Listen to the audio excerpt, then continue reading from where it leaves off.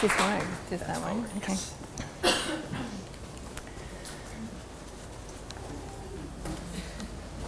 I'm going to pick this up. Hi. So my mum is making me start off by doing something kind of daggy. But anyway, she wants me to do these things. Stand up if you consider yourself creative.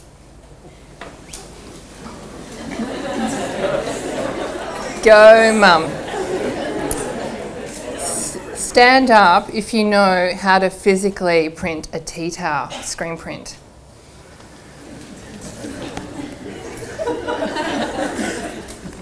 Because I don't. Stand up if you've ever produced more than 4 things the same.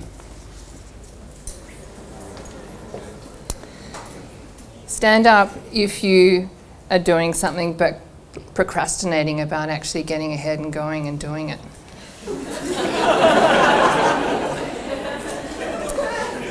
Stand up if you have a business brain and a creative brain all in the same brain.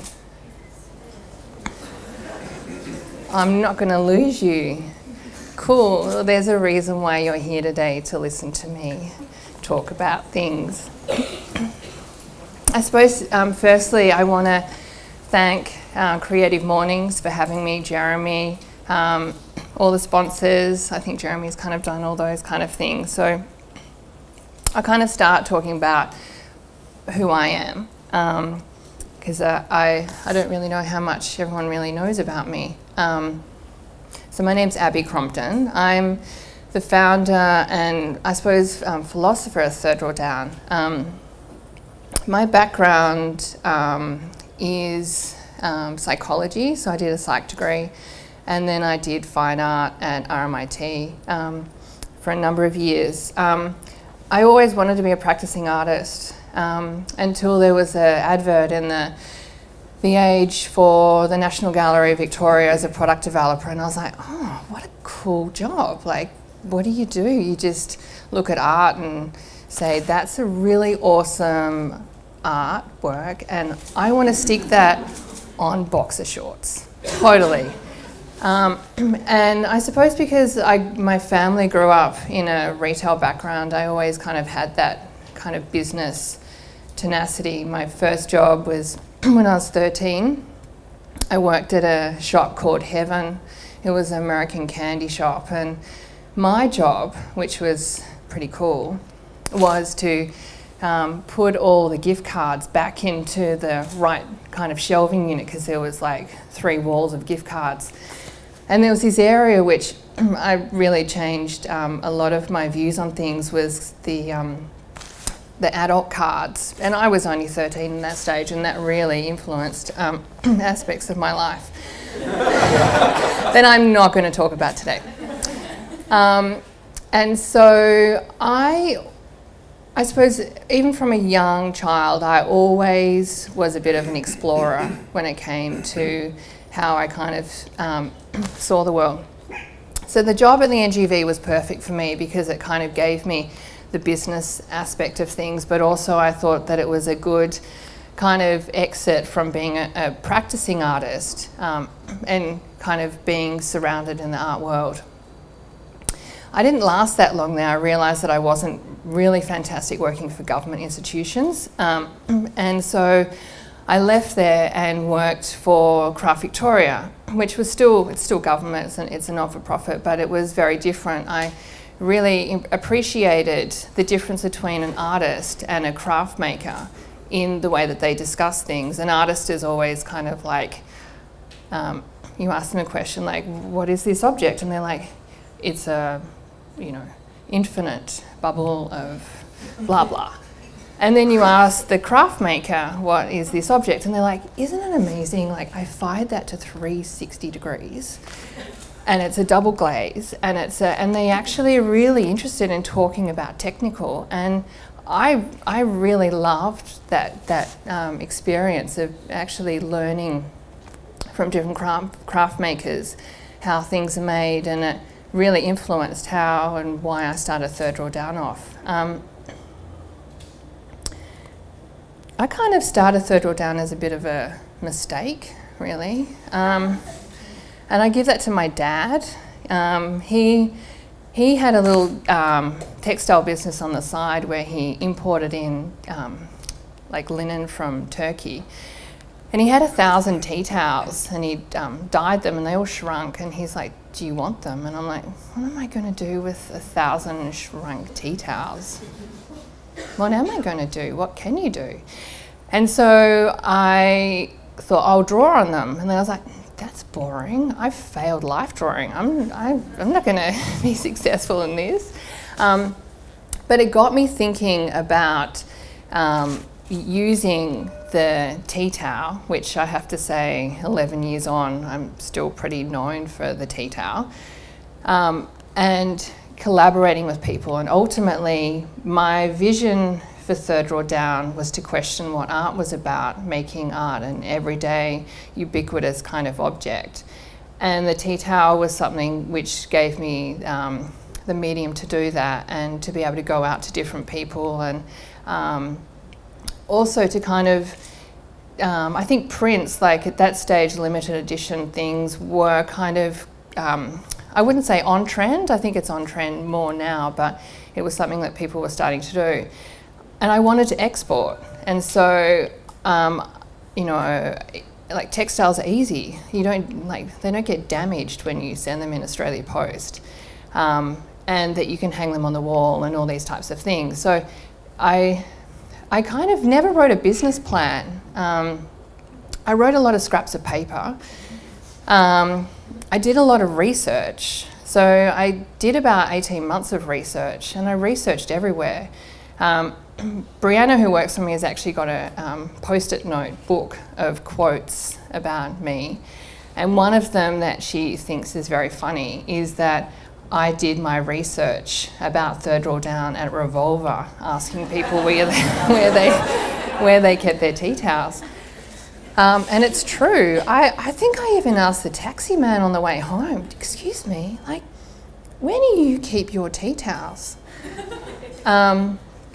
And because I wanted to make sure that at least 80% of people kept their tea towels in the Third Drawer Down for it to kind of to work for me. I actually brought along, because I thought it's kind of nice to celebrate people that I've worked with over the time. So when I was at Revolver that night doing questioning about tea towels, I met a guy called David Vlaslo, who was also at RMIT with me. And we got into this really passionate conversation while dancing about tea towels and stuff. And anyway, he approached me a couple of months later, and he said, look, I'm doing honours at RMIT, and I want to write out the entire Australian Constitution by hand. Would you make that as a tea towel? And I was like, that's fantastic. Like, I'd love to make that as one of the first tea towels. So this is it. This is the entire Australian Constitution written out by hand, and it's titled Static White Noise. The other thing that I think is really, I don't know, important when I started Third Drawer Down, and I don't believe it's really a revolution, but I think it's something which made me challenge myself and the idea of what a business is by never ever calling the fact that I had a business. I was always only a project. I never looked at the bottom line. Financially, I was probably so irresponsible with the money that I put into Third Drawdown, but I didn't want to be held by a P&L and a balance sheet when I started. I just wanted to make things. So in essence, I put in enough money for Third Drawdown that could take someone overseas for 4 months. I've never had a bank loan, and I have just built Third Drawdown over 11 years from my holiday that I never had. I'm still waiting to have my holiday.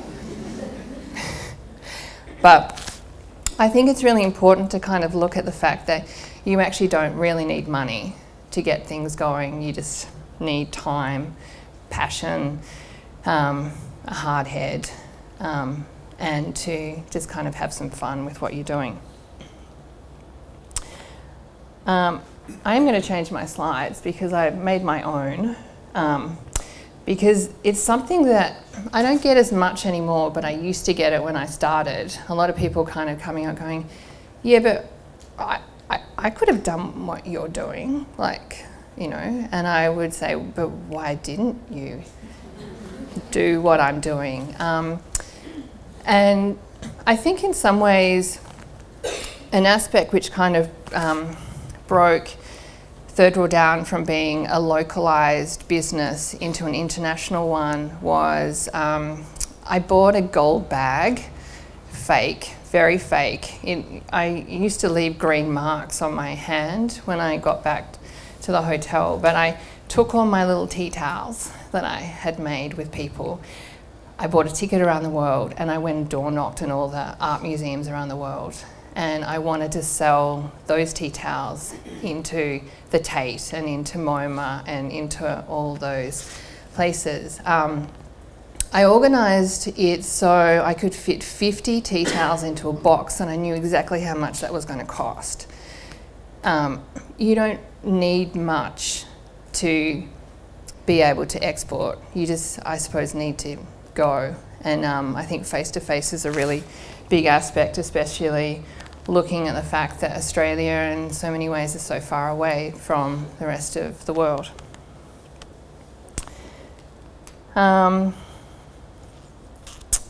So I've got 3 maxims that I'm going to go through. 1, so don't be afraid to break the rules, but be graceful in the way you do it. I think I've always been a rule breaker. When I was at school, at university, I'm not going to say which one, I got escalated into like the degree from a TAFE aspect, but I had failed life drawing because I don't really like life drawing, in fact I can't draw.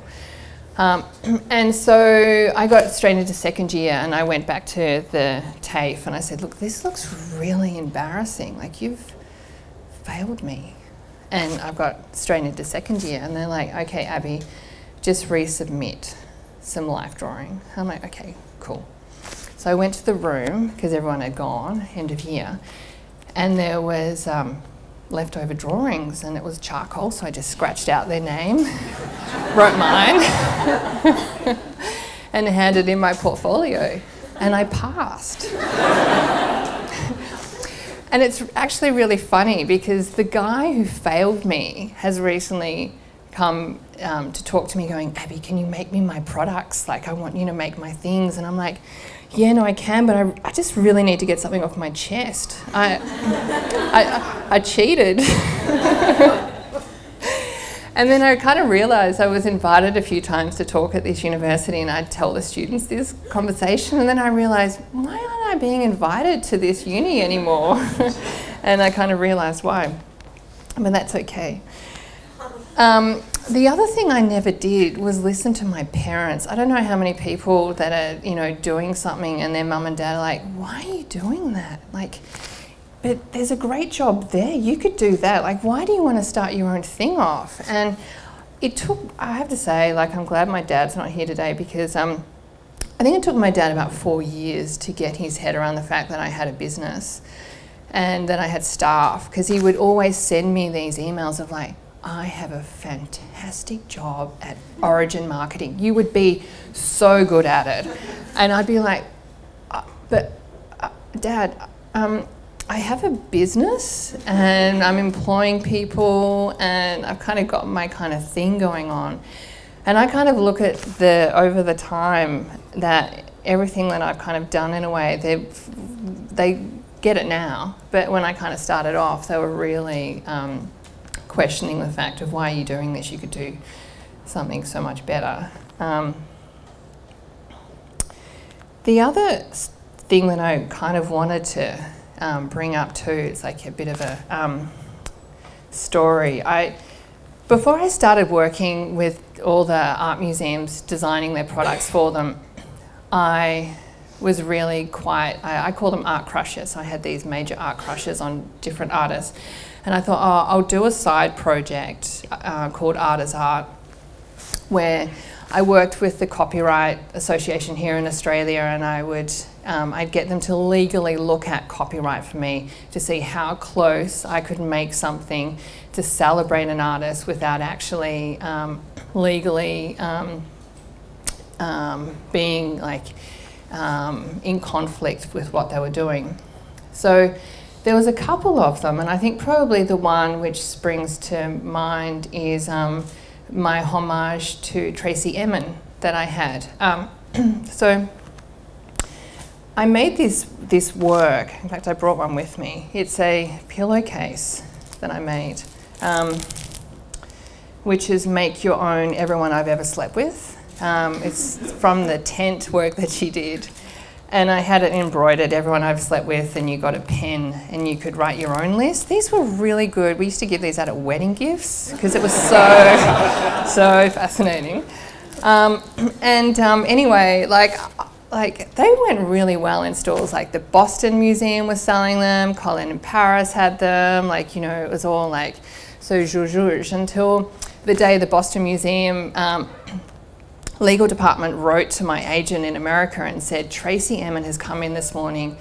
She's really upset and she wants to sue the Boston Museum, she wants to sue us, and she wants to sue you. And I'm like, oh, that's not really what I kind of thought about that would happen. I thought she'd really like be complimented by the fact that I'd made this. So it led me to writing Tracey a love letter. And I had to explain myself of all the reasons why I had done this, and that I wanted to give her all the stock, and I just wanted to be her friend. Anyway, she never replied, and I went into her store in London and I was telling the shopkeeper there, like, do you think Tracey would ever want to work with me? Like, I just don't know whether she's angry or whether she liked my idea. Like, I'm really not too sure. But it did make me realise that I needed to mature a little bit more, that I suppose I didn't realise at that time that I had the opportunity to work with the art museums around the world and to actually work with my heroes, really. So I stopped Art as Art as a project, and things kind of changed, I suppose roughly around that time too. So aim high and include your heroes. This is where I suppose my career changed. I wanted it to change. When I started Third Door Down, I never wanted it just to be about a tea towel. It's really fine if other people make tea towels. Like we don't own the tea towel. We still make tea towels, but we kind of make a whole lot of other things too, and always wanted it to be that case. The day that my life changed, actually the day before my life changed, I'll go back a day, I was in London at the Tate and I was walking around. I had a meeting with them they'd invited me to make things with them. So I thought, okay, cool, I'll go around the Tate Modern and I'll write my list of all the art that was out in permanent collection and take it to the meeting. So I went in there and they're like, Abby, we really want to work with you. And I'm like, yeah, me too. I've actually written a list of artists that I'd really like to work with. And Louise Bourgeois is on top of the list. And these two buyers looked at each other and went, that is who we want you to work with. And so they gave me the Louise Bourgeois retrospective. Now, I am not a designer, and I will never be a designer. I know a little bit of Photoshop, that's about it. So I kind of went home and I was like, wow, this is so fantastic. I'm going to be designing all these things. And so I put together this presentation and sent them out to friends, and all the responses were like, your ideas are great. You might need a graphic designer to actually put your presentation together. It's really not that fantastic how you're presenting the ideas. So it led me to realise in a really organic way that I was opening a design studio, and that I needed a designer to actually come in and be my right hip. That show that I did with the tape really, really opened the doors internationally for the type of work that we do. I actually brought along, because I do like show and tell, it's my kind of thing. One of the things, and I'm going to bring this up a couple of times actually today, is we did this handkerchief for Louise Bourgeois that says, I've been to hell and back, and let me tell you, it was wonderful. What kind of happened with the Louise show, I'll kind of go into a little bit further down the track, but I suppose the idea of like working with your heroes or aiming high really has led me into, I suppose, collaborations that I would never kind of normally dream of being able to do. Things like, I don't know whether people saw the David Shrigley show and the general store that was there with all the products, the swan thingy and all that kind of stuff. So we've had a relationship with David now for about 4 or 5 years. He's really cool. He just kind of said, here's the artwork, you just make stuff. That's like the best collaboration you can have, really. Other ones, I suppose, similar in a way to the Louise Bourgeois story, was we were working on a project with Financial Times in London, and we presented Ai Weiwei as an artist to work with. And I sent off a couple of emails to some media people that I knew who had interviewed Ai Weiwei, and they're like, can't give you his email address. You can write to him. And I'm thinking, oh God, like, how am I going to get this project done? And so I was talking to my only friend in Beijing one day, and I said, no. He's like, oh, Abby, what are you doing right now? I'm like, no, do you know Ai Weiwei? Like, you know, being in Beijing and stuff. And he's like, yeah, I go to his parties. What do you want to do with him? And I'm like, oh, I kind of want to work with him. I want to make stuff. And so we were introduced to Ai Weiwei, and it was, I suppose, like, there's certain points in your life that become really pivotal. Like the Melbourne Festival had the Ai Weiwei Never Sorry documentary, and I saw that and I walked out. I was like, I need to work with him. And so it just happens in life sometimes that pathways connect at the right time and things can happen. So Ai Weiwei, we have got a series of products, and again, show and tell. This is the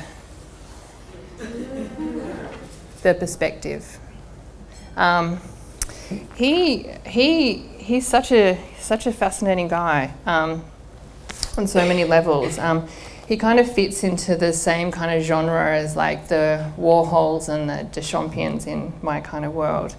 And then I suppose, like, looking at the fact of you know, other types of projects and products and things, I kind of have realised that you need time, and you just need to be patient about things. Like, even from a client perspective, we've got some clients that we've seen every year for 4 years, and all of a sudden they send through a project, and then we do every project from then on. I think there's at that point where you just don't ever really give up with what you want to do, and you just keep on communicating with them, like not in an annoying way, but just enough of a way that they begin to listen to you.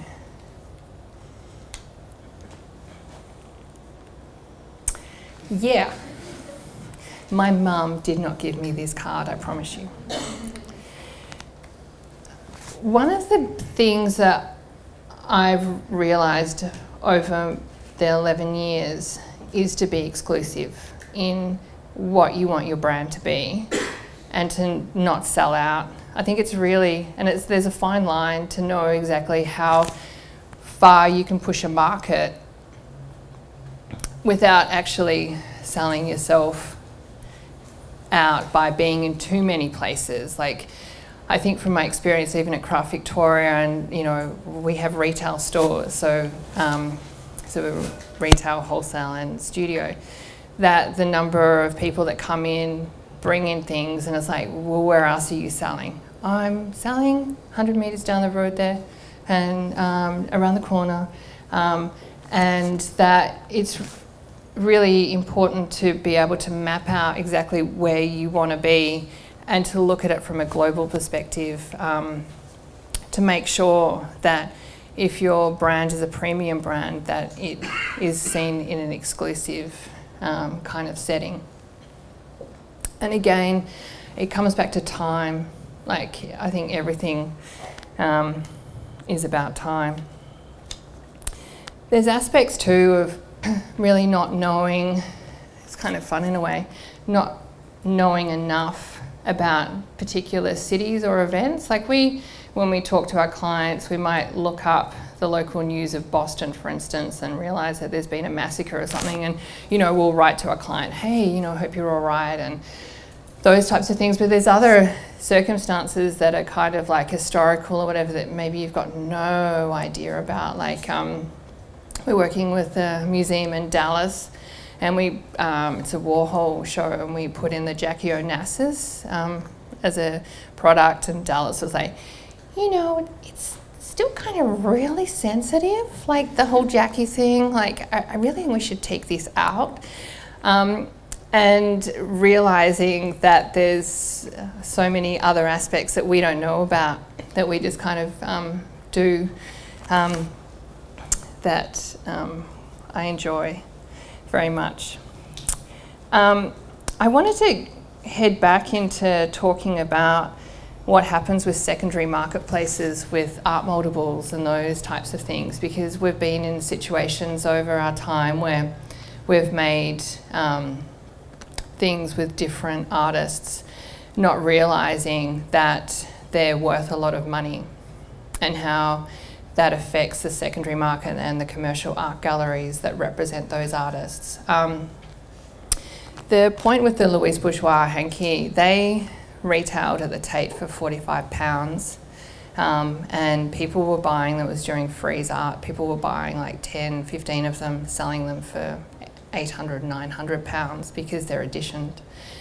And it really put a watermark on Louise ever wanting to do product ever again. This is when she was still alive. And I felt responsible because I'd made that product. And so after the show ended, we kind of left it for a year or two, and then I wrote back to them and met them and said, look, I actually want to make a change. I feel like we could make things, but I want to do it the right way, and I want to show you that you can have your artwork in the world, and it's not manipulated from a kind of financial aspect of the marketplace. And that they allowed us to do that. They trusted our company that we would do the right thing. And that relationship has been going on now for about 3 years. We have about 12 products now with Louise Bourgeois that we sell around the world. And I think it's really important to have integrity with what you do and how you do it, and to follow through. Like, again, I look at projects that we've done that we've lost, not a lot of money, but enough money, but realising that it's not about the short term, it's really about the long term vision of working with those people or institutions, or building that relationship. And I suppose it's kind of the idea of like being a lady. When you work with clients.